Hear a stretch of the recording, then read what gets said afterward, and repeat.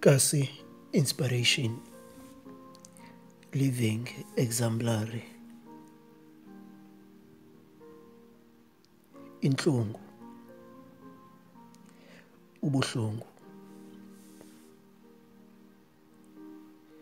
Ubuhlungu kukubandezeleka esingenakho ukuphepha. Akakho umuntu ovuka ezinqwenelela intlungu okanye ubuhlungu. Kungekho nomntu obheka evenkileni ayokuthenga intwana yentlungu.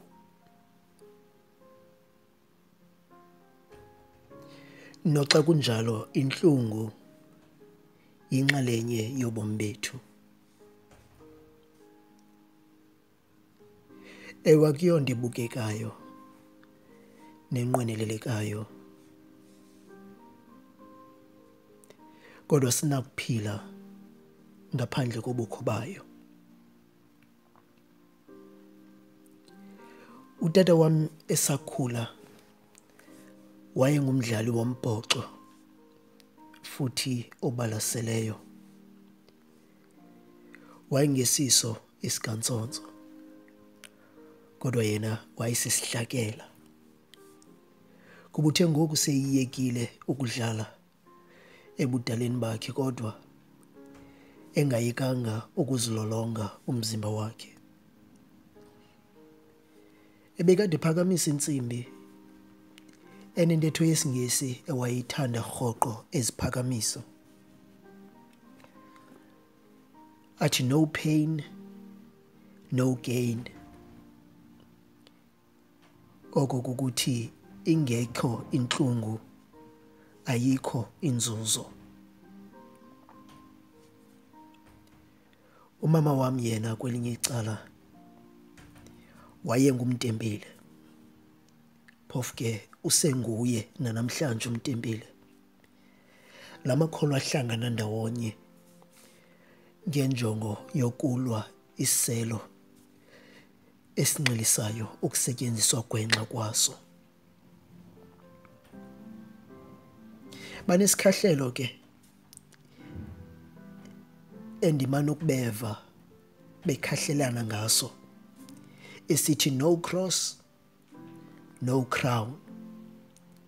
Ngentetho ephandle, engekho umnqamlezo asikho isithsaba.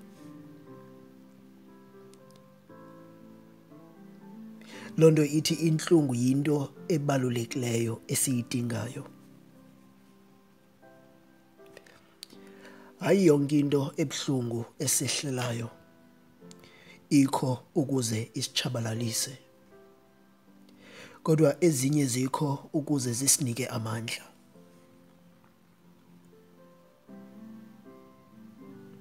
Akho nto ebuhlungu ngaphezu kokuphoxwa ngumntu ocinga ukuba ngeke akuvise kabuhlungu.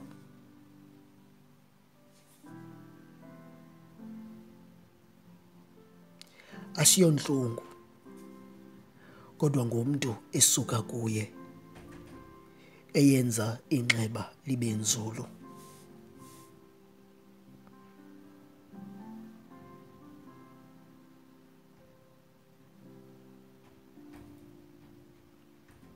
Ndikhumbula iingcebiso esasiyifumana koogqirha noonesi sisandofumana umntana.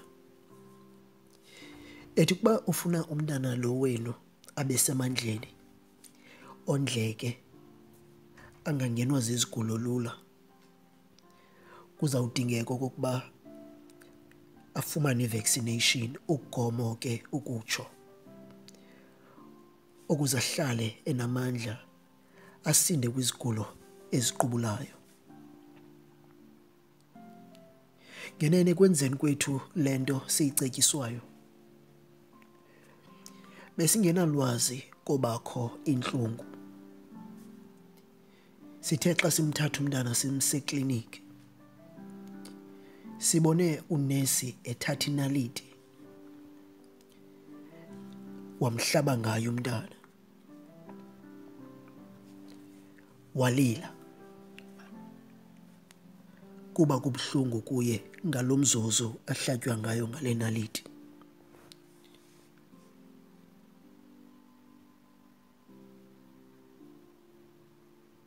Ukulila kwakhe bendikubona ingathi yindlela intliziyo le yakhe ethetha ngayo, kuba imilebe yakhe ingakwazi ukuchaza intlungu ayivayo. Isikhalo sakhe senza kwabuhlungu apha kum. Ndathandabuza ukuba le nto ndizokuyenza apha izokumnceda okanye izomvisa ubuhlungu. Kodwa kathi qatha kum, iintlungu ezazivayo uziva ngalo mzuzu. Ndakhe ndagqitha kumbhalo kumlomo obomvu othi,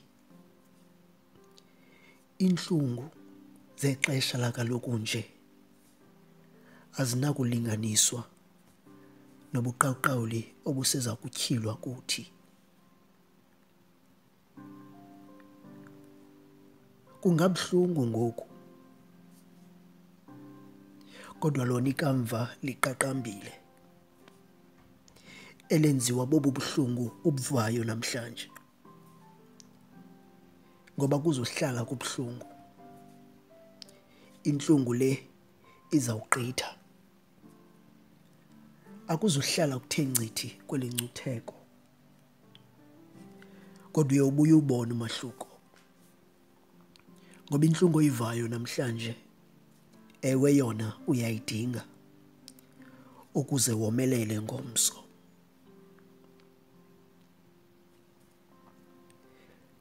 Kukho incwadi phaa eBhayibhileni kaYobhi, ichapter yokuqala, sibona uThixo enencoko noSathana ngayo uYobhi, emnika imvume into yokuba amvise kabuhlungu. Wathi xa esiva ezintlungu uYobhi, iichapter ziyi-37, uthula uThixo uthe cwaka. UYobhi abangajonga ngasekunene nasekhohlo, ajonge ngasemva naphezulu, angamboni uThixo, kodwa wanyamezela.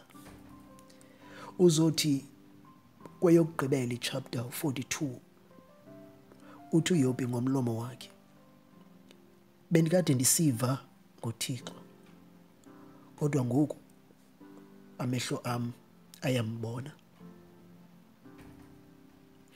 Ubuhlungu bukwenza ube namandla, iinyembezi zikwenza ube neqhayiya, iintlungu zentliziyo zikwenza ube nobulumko. Yile nto simele ukubulela iintlungu esigqithe kuzo ngenxa yekamva elingcono. Yile nto esithi uDavide yena mntu uyibeka ngcono eBhayibhileni, uthi kwandilungelayo ukuba ndigqithe ezimbandezelweni, ngoba mna Thixo ndayifunda imimiselo yakho. Masinyamezele bantu bakuthi. Le ntlungu uyivayo ayizukubulala. Injongo kukukhulisa, kukukhuthaza ukuze uhlaziyeke emandleni.